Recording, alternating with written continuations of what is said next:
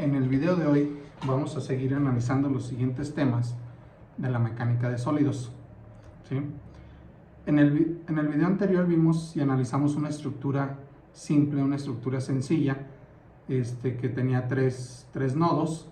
Habíamos calculado sus reacciones AX, AY, CX y CY con los siguientes valores.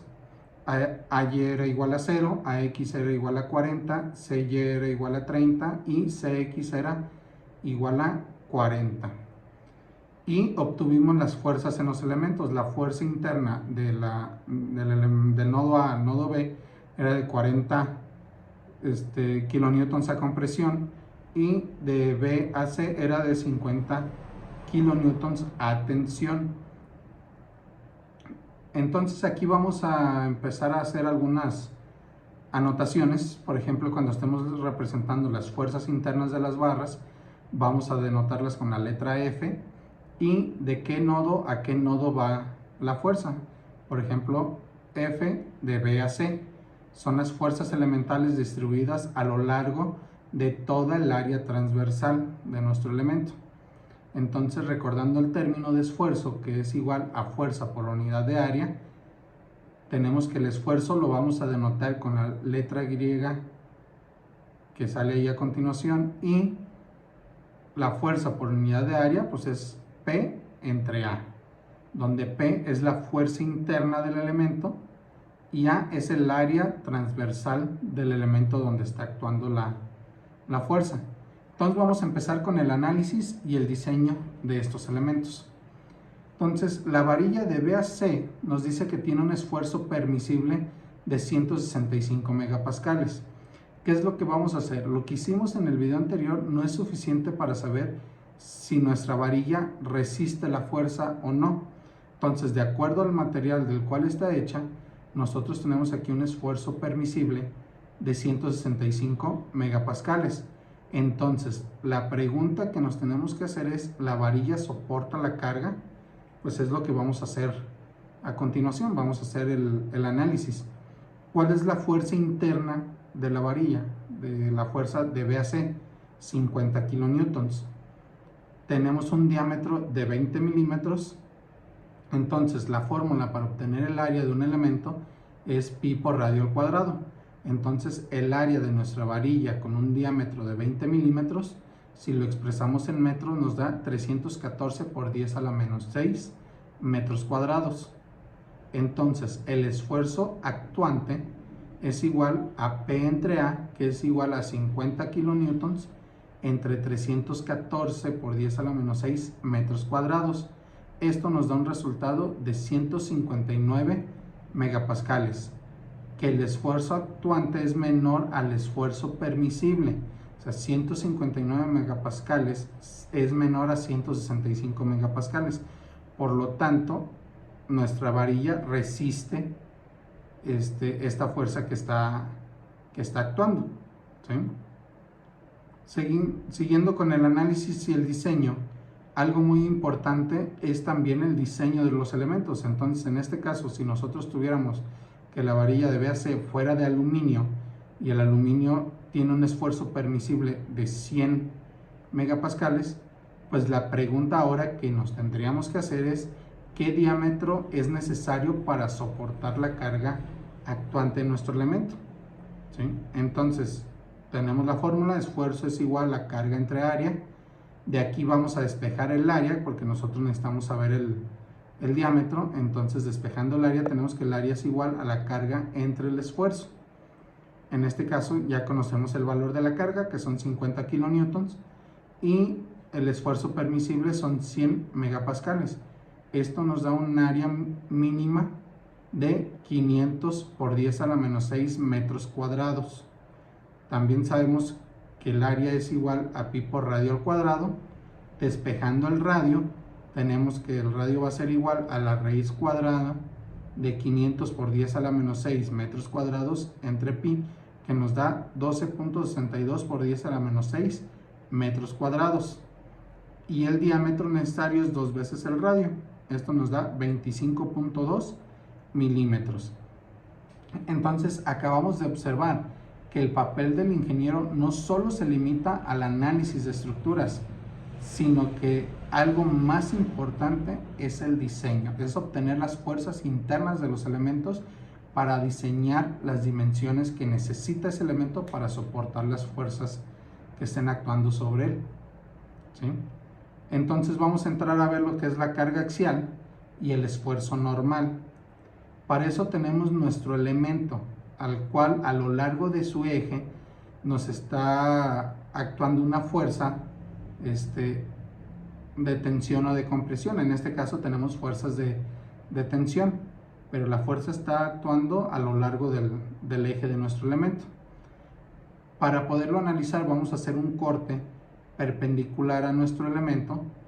Entonces, haciendo el corte, dibujando la parte inferior, tenemos que vamos a tener la fuerza de A a B ahí en nuestro eje de nuestro elemento. Entonces, como la fuerza es normal al plano de corte, pues el esfuerzo que va a estar actuando en nuestro elemento va a ser un esfuerzo normal, ¿sí? Entonces sabemos que el esfuerzo es igual a la carga entre el área. Por lo tanto, como se los comenté, nuestro esfuerzo normal bajo carga axial. Dibujando un poquito en 3D este elemento, y en el cuadro ahí blanco tenemos que este es un pequeño punto, un punto Q. Si nosotros queremos conocer ese esfuerzo en ese punto exacto donde que estamos delimitando, pues esto lo vamos a tomar como una pequeña área o un diferencial de área. Por lo tanto va a ser un diferencial de fuerza el que está actuando. Entonces, al dividir esta pequeña fuerza entre esa pequeña área, nos va a dar el valor del esfuerzo promedio a través de esa pequeña área. Entonces, si nosotros queremos conocer nuestro esfuerzo en un punto determinado, pues nuestra área cada vez se tiene que hacer más pequeña. O sea, el área tiene que tender a cero para poder encontrar el esfuerzo en el punto Q. Claro, el esfuerzo en el punto Q va a ser diferente al esfuerzo promedio o al esfuerzo permisible, que va a ser la carga total entre el área total, ¿sí? Entonces, para poder entender un poquito más de esto, dibujamos nuestro elemento, vamos a hacer un corte cercano a la parte inferior donde estamos aplicando la carga P', para ver cómo se distribuye el diagrama de esfuerzos. Entonces, vamos a observar que se distribuye de esta manera, o sea, es muy variable. Tenemos un esfuerzo mayor al centro de nuestro elemento. Ahora, si hacemos un corte en la parte superior de nuestro elemento cercano a la aplicación de la carga P, nuestra distribución de esfuerzos es muy similar a la que ya vimos, pero si nosotros hacemos un corte en el centro de nuestro elemento, pues nuestra distribución de esfuerzos va a ser más uniforme. Entonces aquí observamos que nuestro esfuerzo es variable en pequeños puntos de nuestra sección transversal, mientras más cercano sea el análisis a donde se está aplicando la carga, ¿sí? Es lo que observamos aquí en estas dos figuras, que cercano a la aplicación de la carga tenemos una variación notoria de nuestro esfuerzo, mientras que en una parte central de nuestro elemento nuestra variación es pequeña, ¿sí? O sea, la variación es pequeña lejos de los puntos de aplicación de la carga. Vamos a entrar a lo que es el esfuerzo cortante, ¿sí?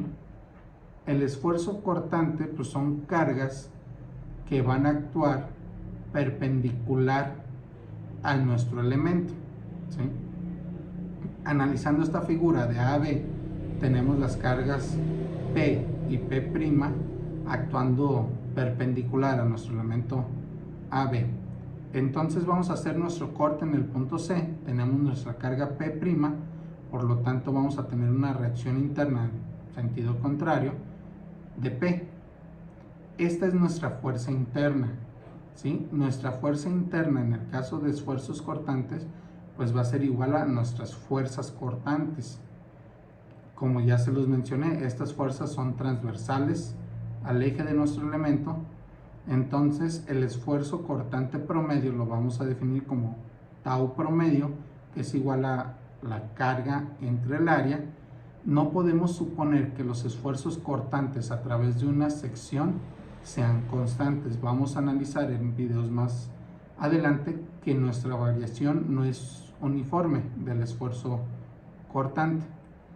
Entonces, analizando un poquito esta misma figura, en este caso, como nuestro perno se está cortando en un solo punto, como se ve en el circulito, entonces esto es un cortante simple. Si tuviéramos la siguiente figura, ¿verdad? Que tenemos del lado derecho una fuerza F y tenemos dos placas del lado izquierdo, pues para que esto esté en equilibrio, pues cada placa va a tener la mitad de la fuerza, o sea, F entre 2. Pero aquí el perno se estaría cortando en dos partes, o sea, tendría dos planos de corte. Aquí se dice que esto está en cortante doble. Entonces el esfuerzo cortante promedio es igual a P entre A, que en este caso sería F entre 2 entre el área, que esto es igual a la fuerza entre 2 veces el área. Y esto es lógico, ¿por qué? Porque si analizamos la parte derecha nada más de nuestro elemento, vemos que la fuerza total F tiene que cortar 2 veces el área del perno. Entonces, en las conexiones también tenemos otro tipo de esfuerzos, que estos son conocidos como esfuerzos de aplastamiento. ¿Qué es lo que sucede? Viendo esta figura, el perno es lo que se va a cortar, pero la parte que está detrás del perno, esa parte de la placa se va a aplastar contra el perno. Es donde vamos a tener los esfuerzos de aplastamiento. Entonces, haciendo un pequeño dibujo en 3D, lo vemos de esta manera, que la parte que está de blanco es la parte que se está aplastando, ¿sí? Entonces, ¿cuánto mide? Pues mide de base lo que es el diámetro y la altura lo que es el espesor de la placa. Entonces, el esfuerzo de aplastamiento es igual una carga entre un área, en este caso es la carga. ¿Y cuál es el área donde se está aplicando esta carga? Pues el área que se está aplastando es T por D. Vamos a entrar ahorita a un tema que es el método de solución de problemas, ¿sí? ¿Qué es lo primero que tenemos que hacer? Pues primero tenemos que hacer un planteamiento claro y preciso de nuestro problema. Una vez que ya logramos tener este planteamiento claro y preciso, el siguiente paso es tener un diagrama de cuerpo libre, algo que podamos simplificarlo para entenderlo aún más. Una vez que ya tenemos el diagrama de cuerpo libre, lo siguiente son las ecuaciones de equilibrio. Plantear correctamente nuestras ecuaciones de equilibrio para poder pasar al paso número 4, que es el calcular las reacciones. Una vez que ya tenemos las reacciones de nuestra estructura, podemos proceder a obtener los esfuerzos y las deformaciones.